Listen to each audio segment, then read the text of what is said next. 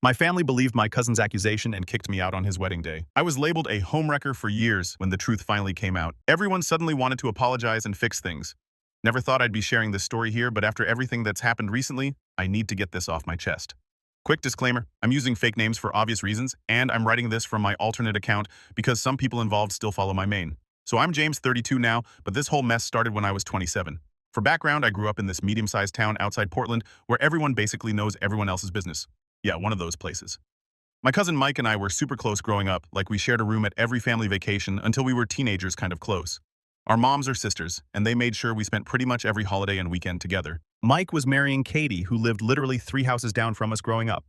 Her family moved to our street when she was 8 and I was 10, and our families just clicked instantly. You know how some neighbors become basically family? That was us. Katie's parents would watch me and Mike when our parents were working late. We'd have joint barbecues every summer, that sort of thing. Katie was like my little sister. She'd come to me for advice about boys in middle school. I helped her with math homework, okay, more like we struggled through it together, and I even taught her how to drive in my beat-up Honda Civic when she was learning. Rest in peace to my car's transmission. So obviously, when Mike and Katie started dating in college, everyone was thrilled. It just made sense. They'd been dancing around each other since high school, and when they finally got together junior year, the whole family was like, finally. I'm not even exaggerating. Our grandma literally cried when they announced they were engaged. Fast forward to the wedding day, June 15th, 2019. It was at this pretty nice venue just outside town. Nothing super fancy, but definitely nicer than my brother Mark's backyard wedding the year before. Sorry, bro, but that porta potty situation was rough. I was one of Mike's groomsmen, along with his best man Tom, his roommate from college, and a few other guys. The morning started normal enough. I got there early to help set up because that's what you do when your favorite cousin is getting married, right? I was wearing this navy suit that cost way too much, but hey, wedding photos are forever. Had my groomsman boutonniere pinned on, took like 3 tries to get it straight, and was helping direct people to where they needed to go. This elderly couple had just asked me where the bathrooms were for like the 3rd time. They were really sweet, but definitely struggling with directions, and I was walking them over personally because I'm not a monster. That's when everything went to hell. I hear this commotion behind me, and before I can even turn around fully, Wham got hit so hard I literally saw stars. Like I always thought that was just something people said in movies, but nope, actual freaking stars.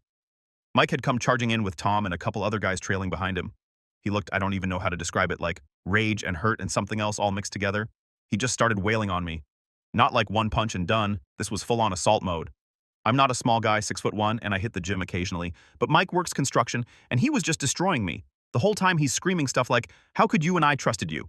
Meanwhile, I'm just trying to protect my face and figure out what the hell is happening. Tom and 2 other groomsmen finally managed to pull him off me. By this point, I'm bleeding all over my fancy new suit, rest in peace to that too, blood does not come out easily.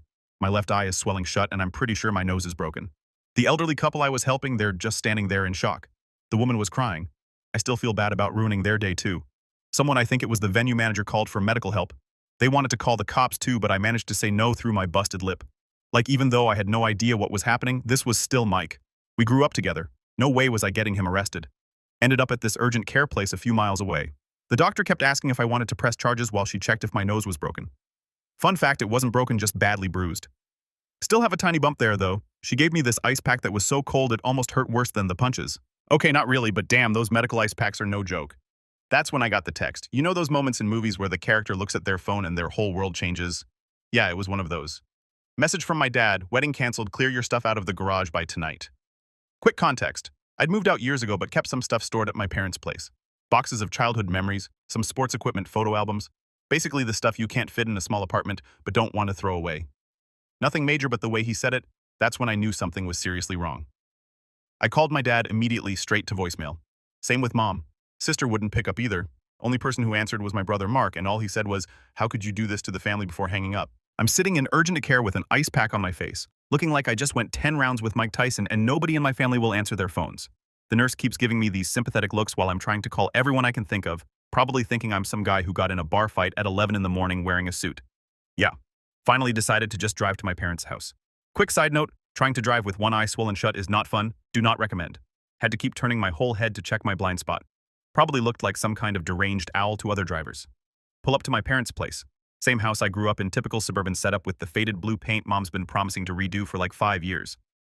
My sister Jenny's car is in the driveway along with my brother Mark's pickup and my parents' vehicles. Great whole family's here. This should be fun. Walk in through the garage, still had my key at this point, and head into the kitchen. You know that feeling when you walk into a room and everyone stops talking immediately? Yeah, multiply that by about 1,000. Mom's sitting at the kitchen island, Dad's by the coffee maker, Jenny's on her usual spot on the counter. She's 25, but still sits there like she's 12, and Mark's leaning against the fridge. First thing Mom does is gasp. Not like a subtle gasp, full-on soap opera style. "Oh my God, what did Mike do to your face?" Then immediately follows it with, "But how could you, James? How could you do this to the family?" The whiplash from concern to accusation gave me an even worse headache than I already had. That's when they finally tell me what's going on. Apparently, I've been having this steamy affair with Katie. Yes, that Katie. The girl who used to make fun of my acne in high school. The one who helped me pick out my first real girlfriend's birthday present. The person who literally called me basically her big brother in her college graduation speech. According to them, we'd been sneaking around for months. I literally laughed, like actually laughed out loud, which pro tip, don't laugh with a split lip, hurts like hell. But it was just so ridiculous I couldn't help it. That's when Mark, my own brother, who was best man at my wedding before my divorce. Whole other story, not relevant here, grabs this duffel bag from behind the couch and throws it at my feet. "Get your stuff and get out," he says, trying to sound all tough like he's in some movie. The bag's got maybe half of my stuff from the garage. Found out later he just grabbed random things. Got my old baseball cards, but left all my photos from high school and college. "Thanks, bro." I tried explaining, obviously. Kept saying this was insane, asking for proof, trying to understand where this was even coming from. Dad just kept shaking his head, saying stuff like, "We trusted you, and how could you do this to Mike?" Mom wouldn't even look at me. Jenny, who usually talks enough for the whole family, just sat there silent.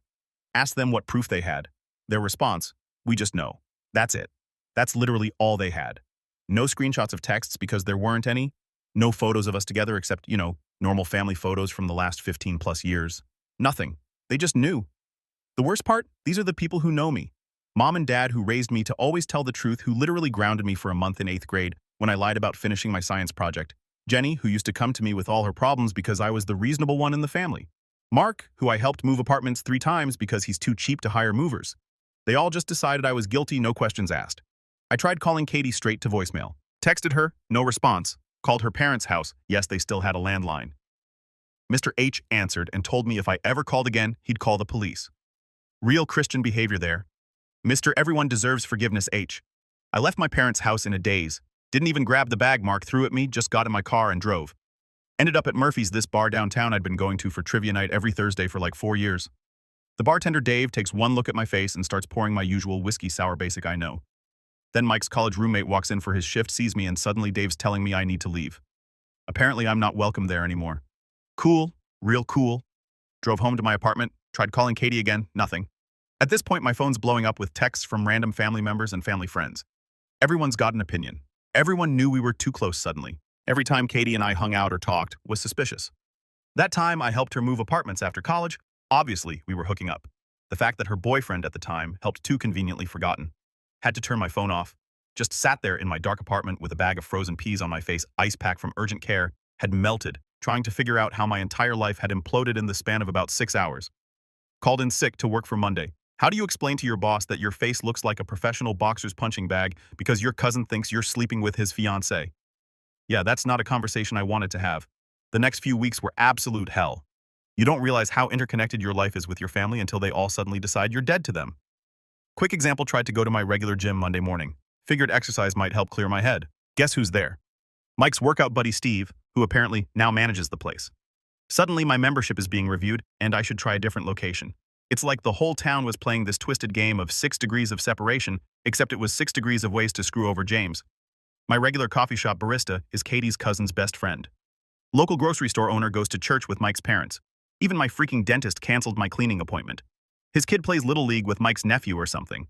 The work situation was fun too. Had to explain to my boss why I looked like I'd been in a bar fight. Tried to keep it vague, but Susan from accounting overheard because of course she did, and by lunch break the whole office knew.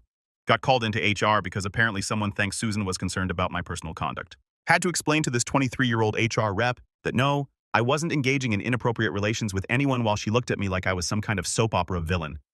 Finally managed to get hold of Katie after about a week. That first call was rough, like nuclear explosion level rough. Started with her screaming at me for ruining her life and me yelling back about how my life was ruined too, but somewhere between the yelling and the crying, yes, I cried. Judge me.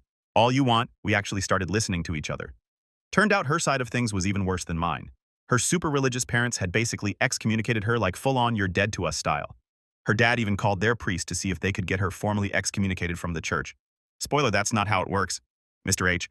Her mom had already packed up all her childhood stuff in garbage bags and left them on the front porch. Real classy. Katie's work situation was a nightmare too. She was a project manager at this big marketing firm downtown, but her team lead was Mike's cousin on his mom's side. Suddenly, all her projects were being reassigned, and she was getting written up for being unfocused at work. Yeah, wonder why she might be unfocused when her entire life was imploding. We started comparing notes over text. Calling felt too risky, didn't want anyone overhearing and starting more rumors. Neither of us had any idea where these accusations came from. Every time we asked anyone for proof, they'd just say stuff like everyone knows or it was obvious. Like what? What was obvious? The fact that we'd known each other since we were kids, that we could actually hold a conversation without it being weird. The one time I managed to corner Mike, ran into him at the gas station, he couldn't exactly run away while pumping gas. His response was, "I saw the way you looked at her. The way I looked at her." Are you kidding me? I looked at her the same way I looked at Jenny, because she was basically my sister, remember? That duffel bag of stuff from my parents' garage, yeah. Finally went back to get the rest of my things about 2 weeks later.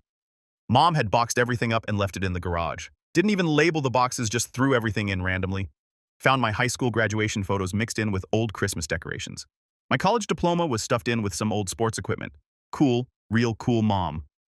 The social media fallout was fun too. Got blocked by pretty much everyone in the family. Katie's sister, who I'd helped with her college applications, posted this vague status about snakes in the family that got like 200 comments. People I hadn't talked to since high school were suddenly messaging me about how they always knew something was off about me. Started getting random calls and texts from unknown numbers. Apparently someone pretty sure it was Katie's brother had shared my number in some family group chat.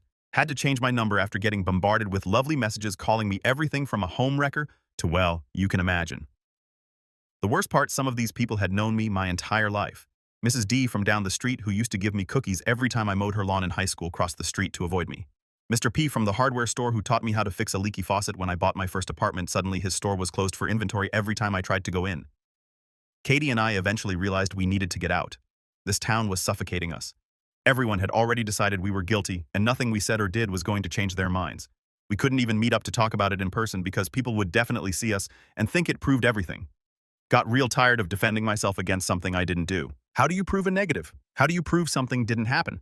It's impossible, and apparently in the eyes of everyone we knew, the fact that we couldn't prove our innocence meant we must be guilty. After about 2 months of living like a hermit and having DoorDash drivers give me weird looks, pretty sure someone told them I was that guy, I decided enough was enough. Applied for a transfer at work. Thankfully, my company has offices in Seattle. My boss was surprisingly cool about it, probably just wanted to get rid of the office drama, to be honest. Katie and I had our last conversation before leaving town. We decided it was better to go our separate ways. She picked Chicago, I took Seattle. Kept in touch through Instagram, but that was it. Unfollowed each other on everything else just to be safe. Didn't need anyone screenshotting and starting rumors about how we were still sneaking around. Moving to Seattle was interesting. Try explaining to potential roommates why you're suddenly moving cities at 27 with basically no furniture. My first place was this tiny studio in Capitol Hill that cost way too much, but it was mine, and nobody there knew my name or my story. Can't put a price on that kind of freedom. Started over completely. New phone number, new email. Had to abandon my old one after it got spammed with subscription signups. Real mature guys. Even got rid of my old PlayStation account because some of Mike's friends kept sending me hateful messages through the gaming chat. Who does that? Work was actually pretty good. Nice thing about being the new guy is nobody asked too many questions about your past. Just told people I needed a change of scenery. Not technically a lie, right? Threw myself into work, started hitting the gym regularly, different chain than my old one, obviously. Tried to build some kind of routine, found this cool bar called The Crocodile that did trivia nights on Wednesdays. Different vibe than Murphy's back home, but the bartenders didn't look at me like I was Satan incarnate, so that was an upgrade. Started going regularly, met some decent people. First time in months, I felt like I could breathe. Then came the work barbecue that changed everything. It was summer 2021, one of those rare, perfect Seattle days where it's not raining and not too hot. My coworker Jake was hosting at his place in Ballard. Almost didn't go, still wasn't great with group social situations, but Jake had helped me figure out the Seattle bus system when I first moved, so I felt like I owed him. That's where I met Amy. She was Jake's wife's friend from yoga class. Remember those moments in movies where the main character sees someone and everything else kind of fades away? Yeah, that's bull. What actually happened was she caught me having an embarrassingly intense conversation with Jake's dog about proper frisbee throwing technique. Not my smoothest moment, but somehow that led to us talking. She was easy to talk to, didn't do that Seattle freeze thing where people are polite but distant. We ended up sitting on Jake's porch for like 2 hours, just chatting about random stuff. She's into true crime podcasts. Yeah, I see the irony. And actually got my dumb jokes about Seattle traffic. Started dating pretty quickly after that. Third date in, I knew I had to tell her everything. You can't build something real on lies, right? So I laid it all out. The wedding, the accusations, the family drama, everything. Figured she'd run for the hills? Instead, she just listened. Actually, listened. Asked questions that showed she was trying to understand, not judge. When I finished, she just said, "That really sucks, want to get ice cream?" And somehow, that was exactly the right response. The weird part, she started following Katie on Instagram. I'd mentioned keeping minimal contact. Turns out they're both obsessed with this podcast called Crime Junkie, and suddenly they're direct messaging about episodes. Next thing I know, they've started this virtual book club thing with some other true crime fans. They do Zoom calls every other week with wine and snacks to discuss whatever they're reading. Katie's life got better too. Met this guy Chris through work in Chicago. He's some kind of software developer who apparently doesn't know how to write code without at least 3 monitors, Amy's words. They talk about random stuff in their book club. He seems decent though, treats her well, doesn't jump to insane conclusions, you know the basics. Started feeling like maybe everything happened for a reason. Don't get me wrong, still sucked losing my family and hometown. Still have days where I miss my mom's cooking or wonder what my nieces and nephews look like now. But I've built something good here. Real friends who actually trust me. A girlfriend who listens. A life that's actually mine. The funny thing is, I actually like Seattle me better than Portland me. Portland me was always trying to keep everyone happy walking on eggshells around family drama. Seattle me just lives, goes to work, plays video games, takes Amy to try new restaurants exists without constantly looking over my shoulder. Found out through Katie that her parents still badmouth me at church. Apparently I'm their cautionary tale about wolves in sheep's clothing or whatever. Cool good to know 5 years later they're still talking about me. Real healthy, Mr. and Mrs. H. So there I was living my best Seattle life. Had a good job, awesome girlfriend, even started taking cooking classes. Turns out I'm good at pasta. Everything else is still a work in progress. Then last month happened, and suddenly it's like the past came crashing back like a bad hangover. It started on a Tuesday. Amy works from home most days because her company went remote after COVID and never went back. She usually walks to this Mediterranean place down the street for lunch. They make this shawarma that's basically crack in sandwich form. That day she gets home and something's off. There's this note stuck to our door. Not like a "sorry we missed your delivery" note, or a flyer for lawn care. We live in an apartment, but sure, keep leaving those. Just a plain white paper that says we need to talk. I'll be back tonight. No name, no number, nothing, just that. Now my name's on the mailbox. Amy kept her old place as a rental, so she's not on the lease. So Amy figured it was for me. She calls me at work, which never happens because she hates phone calls and usually just texts. I can tell she's freaked out because she's doing that thing where she talks super fast and forgets to breathe between sentences. I leave work early because who wouldn't? Get home, and Amy's got all the doors locked and is holding her old softball bat from college. She played Division I softball at Washington State University and still has a mean swing. We do batting cages sometimes, and she consistently kicks my ass, but seeing her actually scared enough to grab the bat, that hit different. We stayed up late that night waiting. Amy stress-baked 3 batches of cookies, her go-to when she's anxious, and we binged some mindless Netflix show neither of us was actually watching. Nobody showed up. Same thing the next night and the next. Just when we were starting to think it was maybe some weird prank or a mistaken address, it happened Friday night around 8:30. We'd just finished dinner ordered in because neither of us wanted to cook when someone knocked on the door. I look through the peephole, and my stomach just drops. It's Mike standing there in what looks like yesterday's clothes, clearly hadn't shaved in days, swaying slightly like he's either drunk or really tired, or both. Amy grabs her bat. Told her it wasn't necessary, but wasn't going to argue. I open the door, but keep the chain on. Security chain probably wouldn't stop him if he decided to go full rage mode again, but figured it was better than nothing. The conversation went something like this. Mike, hey, can I come in? Me, absolutely not. Mike, come on, man, I just want to talk. Me, last time you wanted to talk, I ended up in urgent care. Mike, looking at his feet. Yeah, about that, I came to apologize. Me, apology accepted. Goodbye. Started closing the door. Mike, wait, I know the truth now about everything. Me, cool story, still not letting you in. Mike, I need to apologize to Katie too. Can you give me her contact info? Me actually laughed. Yeah, that's not happening. Mike, please, I just want to make things right. Me, you had 5 years to make things right, 5 years of silence. Now you show up at my door expecting what exactly? He kept trying to talk, but I'd had enough. Told him I'd let Katie know he was trying to reach out, and if she wanted to talk to him, she could make that choice herself. Then I shut the door. Through the door, I heard him yell something about unblocking my mom because she wanted to talk. Went back to the living room where Amy was still holding her bat like she was ready for baseball season. Called Katie right away. Figured she needed to know Mike was suddenly trying to make contact. She was as thrown as I was. Made it very clear she didn't want me giving Mike her info, which I totally got. The whole thing messed with my head more than I expected. Had trouble sleeping that night. Kept thinking about Mike showing up like that. He looked rough. Not just unshaved and rumpled, but like defeated. Not the same guy who tried to rearrange my face 5 years ago. Amy was amazing through all of it. She's usually this goofy laid-back person who makes bad puns and dances while doing dishes, but that week, she went full protective mode. Installed a Ring doorbell the next day. We're renters, but she said she'd rather lose the deposit than feel unsafe. Started working from the coffee shop downstairs instead of at home. Even called her brother, who's a cop in Tacoma, to ask about restraining orders just in case. Took me a couple of days to decide what to do about my mom. Finally unblocked her number but sent a text instead of calling. I hear you want to talk. Figured that ball was in their court now. After 5 years of silence, they don't get to just show up and expect everything to be fine. After Mike's surprise visit, my mom started texting, not calling. Guess she figured out I wasn't ready for that. Here's how that first exchange went. Mom, we want you to come home. Me, I am home. Mom, you know what I mean? We want to apologize and have you back in the family. Me, what brought this on? Mom, we know what really happened now. Me only took 5 years, cool. Yeah, I was being petty, sue me. Finally, after some back and forth, she spills it. 2 years after the wedding, that wasn't Mike married Jessica. She was this girl from his gym. Turns out she's the one I saw at Katie's wedding, the bridesmaid sitting alone, looking uncomfortable. Makes sense now. Their marriage was apparently a disaster from day one. Constant fighting, trust issues, the works. During one of their bigger fights about 6 months ago, Jessica let something slip. Said something like, I didn't wreck Emily's relationship just to spend my marriage hearing about her. Yeah, let that sink in. Turns out Jessica had made the whole thing up, all of it. She had a thing for Mike, saw how close he was with Katie, and decided to remove the competition. Told Mike she'd seen Katie and me together, fed him all these details about supposed meetups and secret messages. But when Mike demanded proof, she couldn't provide any, because you know it never happened. And here's the kicker. When Mike brought these accusations to the family, everyone just believed it, no questions asked. Their logic, Mike wouldn't ruin his own wedding unless he was sure, because apparently being sure means taking the word of some random girl from the gym over people you've known your entire life. Not one person in either family stopped to actually talk to me or Katie.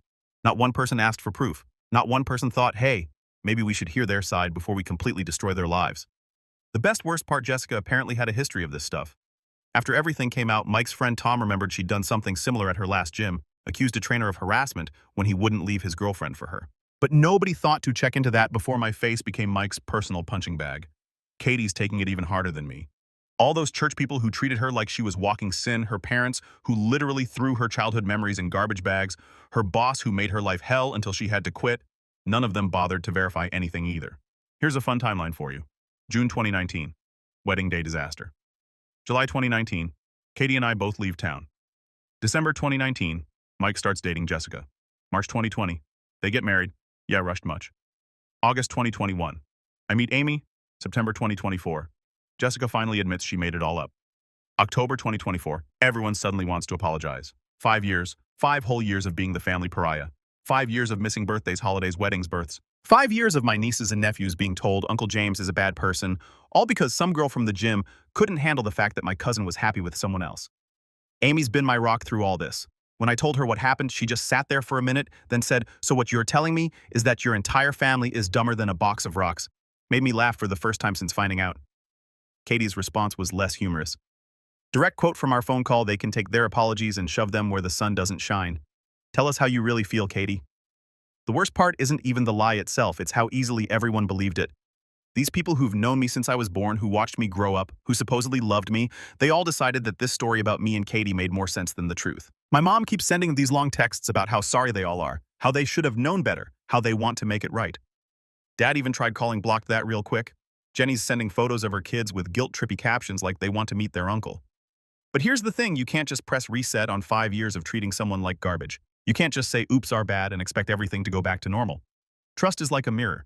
Once it's broken, you can try to piece it back together, but you'll always see the cracks. I will keep you updated, guys, if anything happens. Thanks for reading. Final update. Well, Reddit, this is it, the final update. Katie and I decided it was time to face the music back home. Agreed to meet with both families, but on our terms. I picked a neutral location, this coffee shop downtown, that neither family had any connections to. Katie was too anxious to fly back just for this, so we set up my laptop with her on Zoom. I had her on speaker, but her video was off. She wanted to hear everything, but didn't want to see their faces. Can't blame her. The gang was all there. My parents, Mike, Jessica, looking like she'd rather be anywhere else. Katie's parents, my siblings, even Tom showed up, probably feeling guilty about the whole best man who didn't stand up for me thing. Before anyone could start with their apologies, I laid down some ground rules. 1, Katie can hear everything she can choose to speak or not. 2, if she disconnects, meeting's over. 3, nobody touches me looking at you, Mike. 4, no religious guilt tripping, that was for Katie's parents. First up was Jessica. She looked well rough. Marriage troubles aren't doing her any favors. Her big explanation, she was in love with Mike and thought Katie didn't deserve him. That's it. That's literally her reason for blowing up multiple lives. Not some big misunderstanding, not a case of mistaken identity. She just wanted my cousin and decided to nuke everyone else's lives to get him. Mike tried to apologize for the punches actually, but who's counting? Said he should have known better than to believe Jessica without proof. No kidding, Sherlock? You think maybe confirm stuff before you go all WWE on your cousin's face? Then came the parents both sets. This was interesting. My mom tried to hug me when I walked in. I stepped back. The look on her face like I'd slapped her. Yeah, well, maybe remember how it felt when you packed up my childhood photos like they were trash. Katie's dad started in with some biblical forgiveness stuff until Katie unmuted herself and shut that down real quick. Her exact words, "You threw my things in garbage bags and left them in the rain. Don't you dare quote scripture at me." Never heard Mr. H speechless before. It was kind of amazing. My sister Jenny cried about how much her kids ask about me. Cool story, sis. Where was this concern when you were helping mom pack up my stuff, when you blocked me on everything, when you told people at church what a horrible person I was? Here's the thing about family. They're supposed to be the ones who know you best, who trust you most, who at least give you the benefit of the doubt. But every single person in that room chose to believe the worst about me and Katie. No questions asked, no proof needed. Just straight to, yep, they're obviously secret lovers, let's destroy their lives.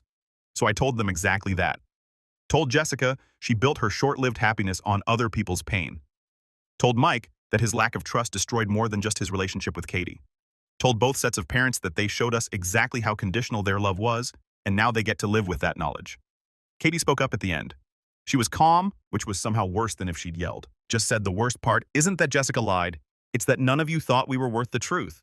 You threw us away based on nothing but gossip. That says more about you than it ever did about us. Then she disconnected. Meeting over. My parents keep trying to fix things. Mom's sending these long, emotional texts about family and forgiveness. Dad's apparently telling people he's giving me space. Thanks, Dad, only 5 years late on that one. Katie's parents suddenly want to come visit her in Chicago. Yeah, good luck with that. But here's the thing. Amy and I have built a life here, a good one. Got a ring hidden in my sock drawer.